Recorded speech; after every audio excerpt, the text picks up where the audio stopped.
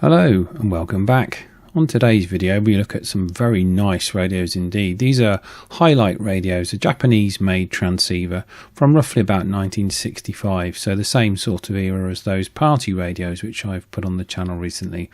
Now these have a metal front and a plastic case and a simple on-off switch there which brings the radio on at full volume. There's no volume adjust and there's certainly no squelch, with these being single channel AM radios. A very robust and quite a tough to push to talk button there, and a slightly awkward way of getting into the radio to change the battery, which means you have to remove the whole case. Now looking at the components within, you will see there's some very tired looking capacitors there, and there's a little bit of evidence of a little bit of moisture getting inside both of these radios, but generally speaking, for radios that are of this age, they are in very good nick, as you can see there on 27.125 megahertz.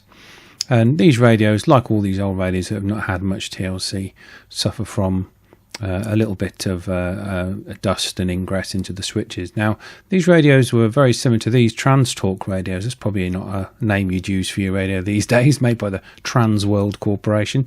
Anyway, the radios, the cases were removed, and the seller actually sold, I got these off, actually provided two 9-volt batteries, Duracells, brand new.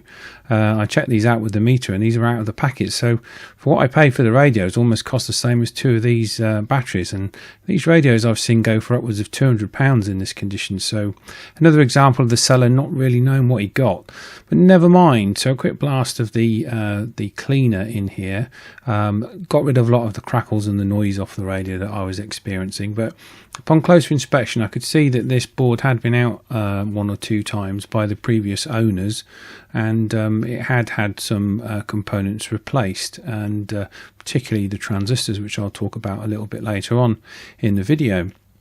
And you might have spotted there, as I was doing this flyover, the screw which seemed to be nestled next to the antenna, which probably wasn't doing great things there. So unfortunately these screws aren't metric, so I haven't had any replacement screws just yet, but I will get a screw to go into that threaded bush there in the case, and certainly won't be driving a metric screw into that, because that will do all sorts of damage. So anyway, there was a screw missing from the other board, so I mean you'd expect that evidence of it anyway over the years. But as you can see from the field strength meter, these are more powerful than the cheaper sets that I tested recently, so RF wise I'm happy these are okay.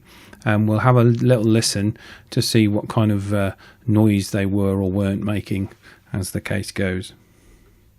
Right, so with this one on the scanner, you can hear that instantly the receive is quiet on it, to the point of not even working. So that switch is intermittent, and the transmit audio is non-existent, and also the receive audio is non-existent, but the RF side seems to be okay. So just give that a key up, this dodgy switch.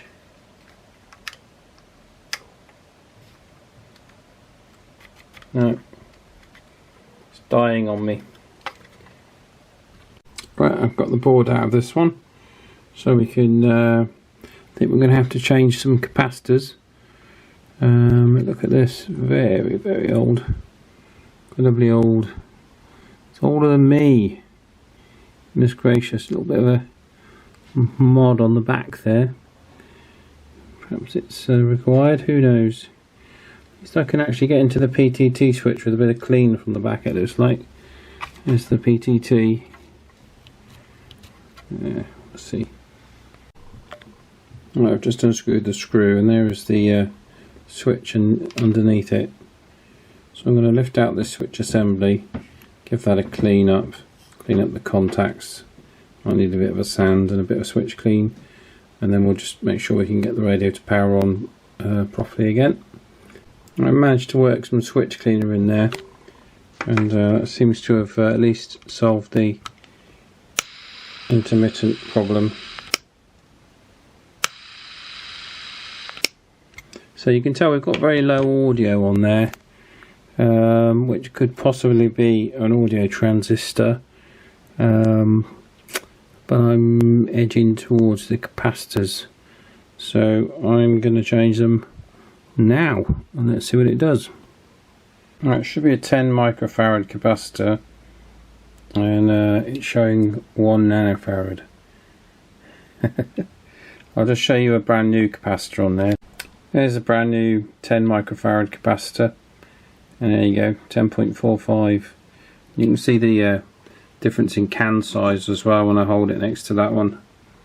Quite a lot smaller. So yeah, even on, I mean, it's amazing how well these radios will suffer really bad capacitors, but yeah, it's even on 20-odd-year-old computers, it's a thing people change these days, let alone radios from the 60s. So yeah, let's whip them all out.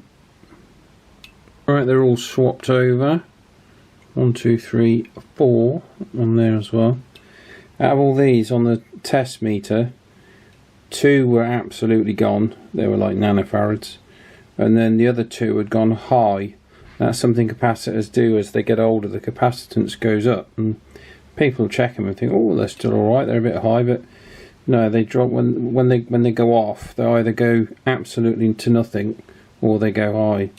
So I mean, a couple of these you can actually see where the actual electrolytes started to leak out the bottom of them. So yeah, I mean, I use, people might moan, but I use a box of these. They're just from Amazon, multi-caps. Now if you were doing this professionally, you would use Panasonics or things like that, but if it's your own kit and your own stuff, you can use what the hell you like. But I think if I was in a professional scenario, I'd probably use higher grade capacitors than these, but they seem to test out okay on the meter. So and like I say, I would put these old capacitors back in with the radio anyway. So anyway, let's connect the speaker up and see if we got a bit more action.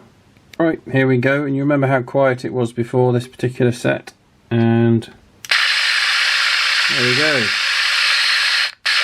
So huge difference there. So very often, like I said, I keep saying on these videos that's very often a thing, the electrolytic capacitors. So yeah, I could probably do doing that to the other radio as well. I'm probably not going for this test because it does appear to have some audio, but I'll see how we get on with time. If I get time, I'll do the same to the other radio. Perhaps I should do. Yeah. Right, I'm going to take the camera off the tripod here just to show you a few things. These are all done now. There's the pile of old capacitors. Now you'll see on here there's a transistor there and a transistor there. Now on this one, they're different. They actually look like capacitors. See that one there and that one there, but they are actually a transistor.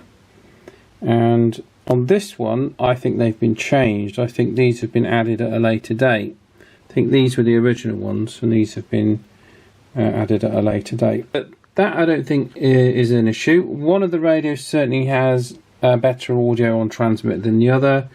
I'm not sure why. I've changed the capacitors. There may well be another component, but without a circuit diagram it's very hard to diagnose, and I've spent a couple of hours now on these as they are. So we're going to take them out to do a little test with them. The main thing is they're all working now, and all the intermittent volts are gone. They've been recapped, so they're good to go, and they're going to work just fine. So we'll take them out, and as long as they get, you know, the sort of 1/4 mile test, I'm pretty sure I'll be happy with that. So we'll go and have a little shout and see how we get out.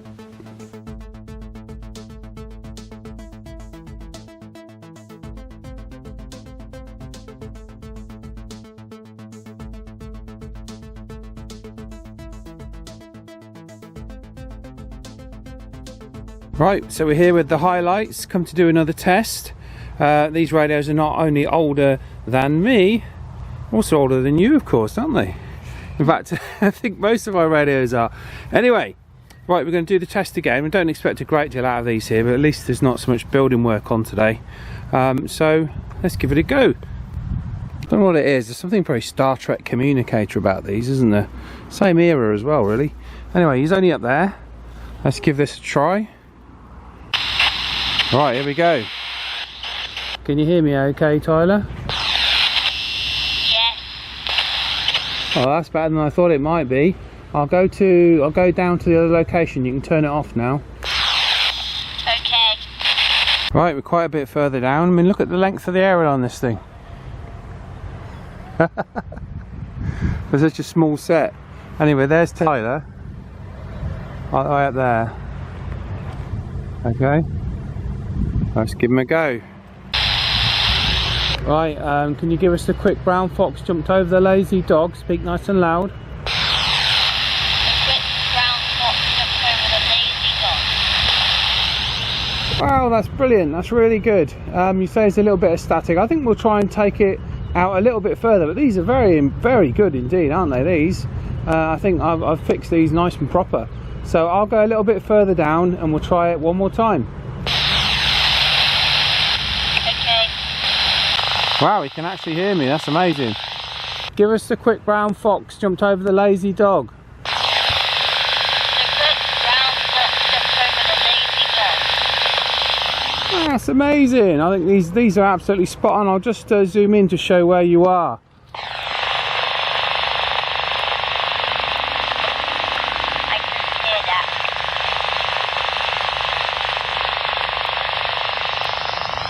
that. Okay, no problem. Wow, incredible, hey?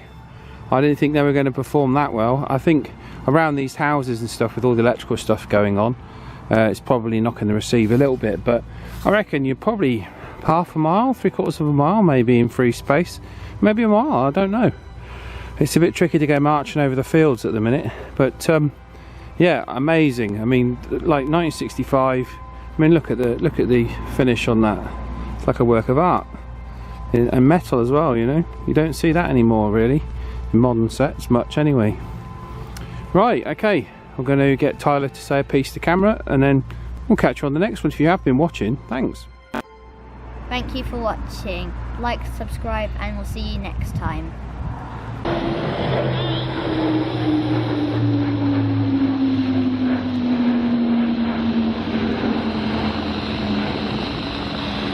That's low.